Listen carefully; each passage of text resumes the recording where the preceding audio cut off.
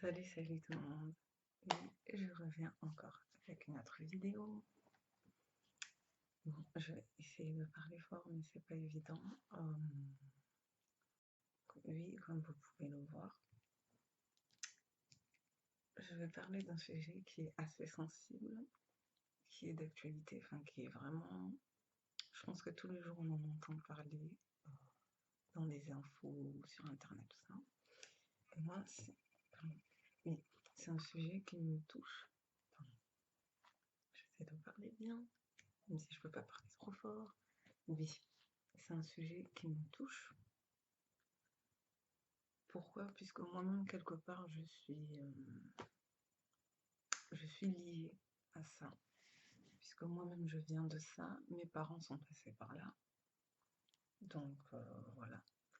C'est quelque chose qui me touche. Et bon, ces temps-ci, je regardais souvent des vidéos sur YouTube, sur Internet, tout ça. Et je voyais ça aussi sur TF1, tout ça. Mais vraiment, ce qui m'a marqué, c'est ce que j'ai vu hier soir sur MSN. J'ai vu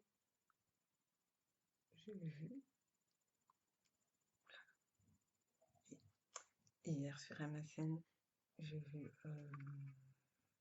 que sur le...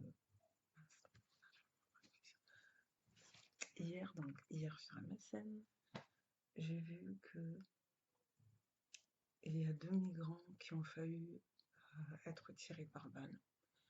Car il y a un passant, on ne sait pas, la personne n'a pas encore été identifiée, mais il y a une personne qui a voulu tirer sur le camp des migrants à Calais. Donc voilà, il y a 2 personnes qui ont failli se faire tirer dessus. Et quand j'ai vu ça, vraiment, ça m'a touchée. Vraiment. Pour moi, c'était... Je me suis dit, non, là, vraiment... Et aussi, j'ai entendu qu'il y a des camps qui ont été brûlés, tout ça. Et ça m'a vraiment marqué. Parce que c'est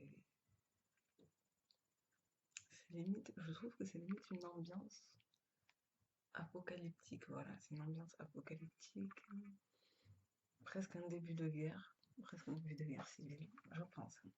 Moi, je trouve ça grave. Je trouve que... En fait, je vais vous dire, moi, je suis ni... C'est vraiment bizarre, ça peut paraître choquant, mais je suis ni pour ni contre l'immigration. Je suis ni pour et ni contre l'immigration. Pourquoi? Parce que pour moi, à la base même, le problème, c'est que les frontières, enfin, pour ne pas avoir beaucoup de gens, tout ça qui est bien, normalement, excusez-moi, mais même si je ne m'y connais pas trop, mais normalement, l'État devrait sécuriser les frontières s'il ne voudrait pas avoir des migrants. Et par conséquent, pour moi, s'il laisse les frontières ouvertes, forcément, il y a des personnes qui vont être tentées. Tout le monde a envie d'avoir une meilleure vie, des meilleures conditions de vie. Donc forcément, il y a des personnes qui vont vouloir venir. Voilà, c'est pas la meilleure des choses, mais oui, c'est comme ça. Et malheureusement, ces personnes, quelque part, sont des victimes. Parce qu'elles sont aveuglées, elles ont envie d'avoir une meilleure vie, tout ça, tout ça. Elles ne sont pas forcément vraiment conscientes de ce qui les attend d'eux.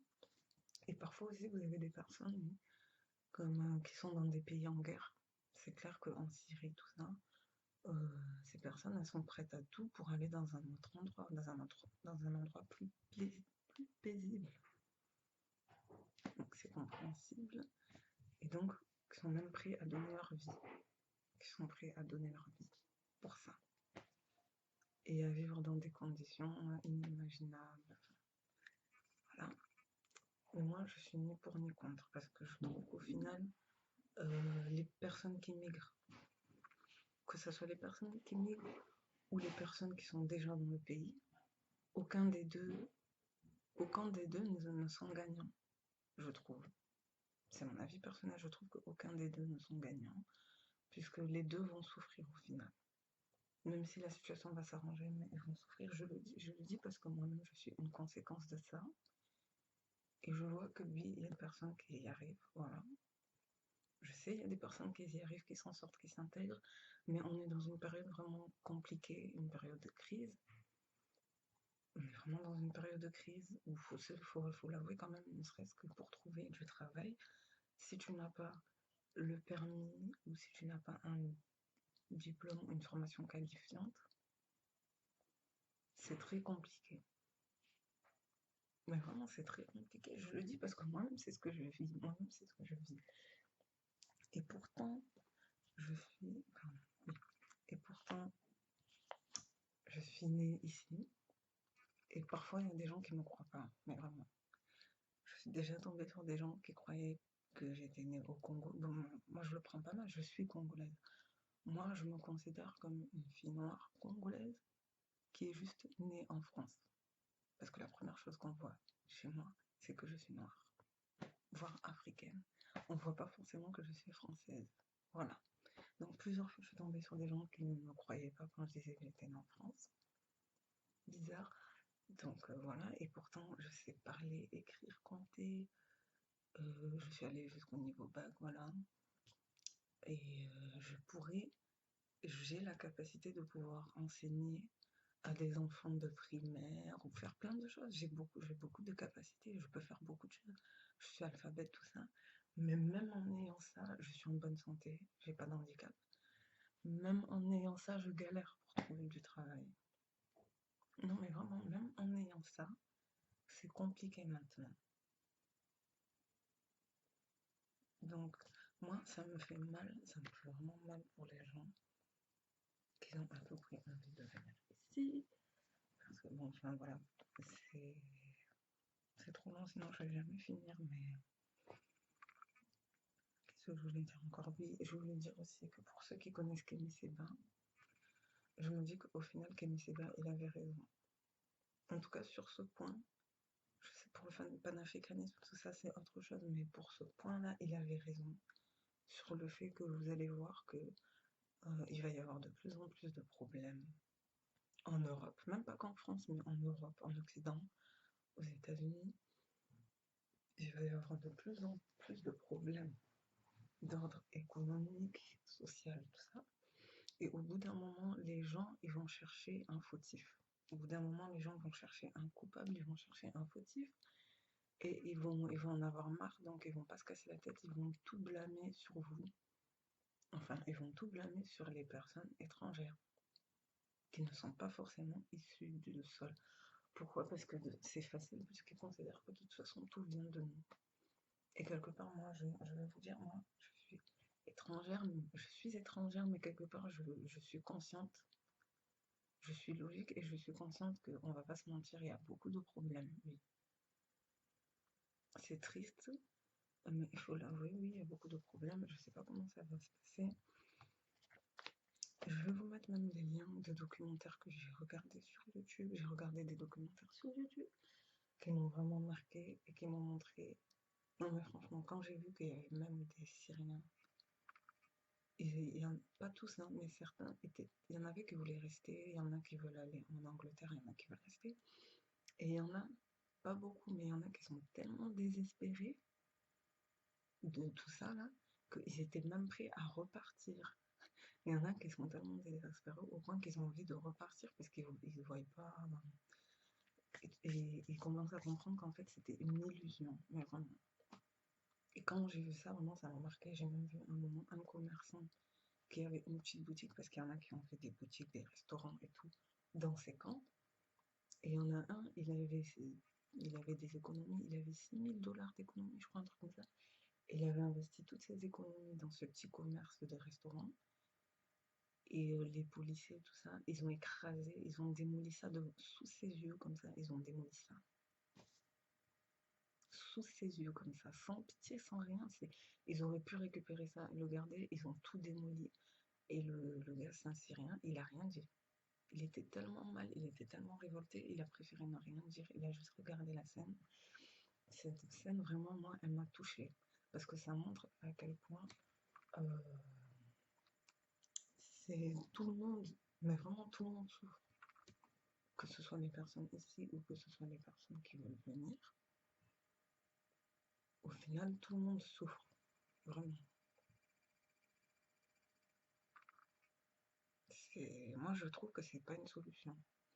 Non, franchement, c'est pas une solution.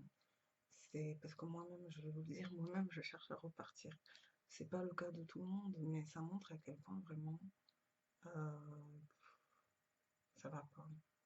Ça va pas. Dans tous les pays du monde, ça va pas. Mais il y a des pays où vraiment ça devient de plus en plus compliqué. Et ça rend les gens racistes aussi. Vraiment, ça rend les gens racistes. On peut dire tout ce qu'on veut. Moi, c'est clair que ça rend les gens racistes. Il suffit de regarder certains documentaires. Il suffit de regarder certains faits. Il y a des gens qui deviennent fous. C'est comme une fois, j'avais vu sur 7 à 8 l'histoire de l'incendie.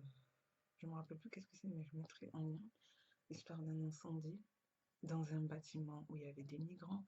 Et il y avait un jeune étudiant aussi qui vivait là. Et le jeune étudiant, il a mis le feu à ce bâtiment. Et il était tellement gêné qu'il n'a pas osé l'avouer. Il l'a avoué un an plus tard.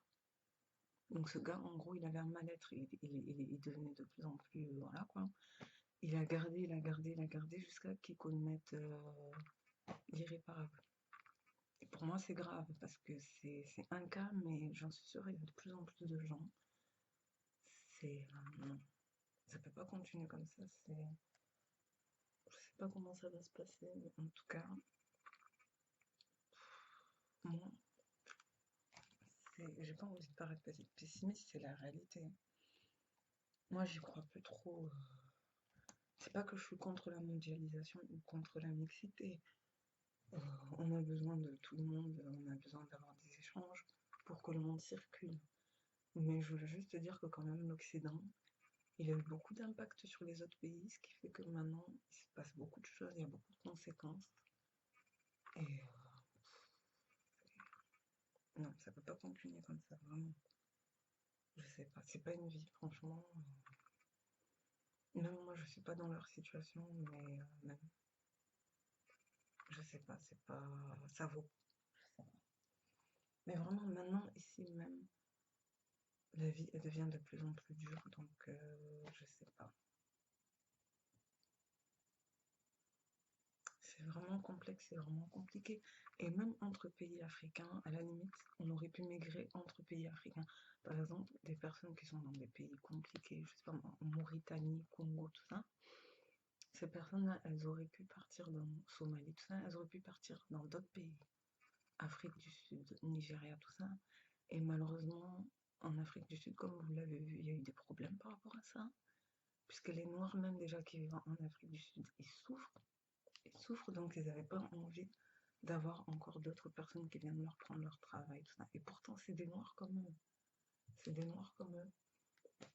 Mais même, ça vous montre à quel point le monde, ça va plus, il n'y a rien qui va. Que même entre peuples de même origine, on a des ancêtres communs, on devrait s'entraider, on n'arrive pas. Ce qui fait que moi, je préférerais, franchement, les Noirs africains qui viennent en Europe, moi, je préférerais qu'ils aillent dans des pays riches d'Afrique. Ça serait plus logique et ça serait mieux qu'ils aillent dans des pays riches d'Afrique. Ça serait déjà moins douloureux et il y aurait moins de conséquences que d'aller dans un pays qui est complètement étrange, qui est complètement opposé, je trouve, c'est mon avis. Et après, pour les pays qui sont en guerre, tout ça, c'est un peu plus compliqué, mais en tout cas, tous les jours, je vois des choses par rapport à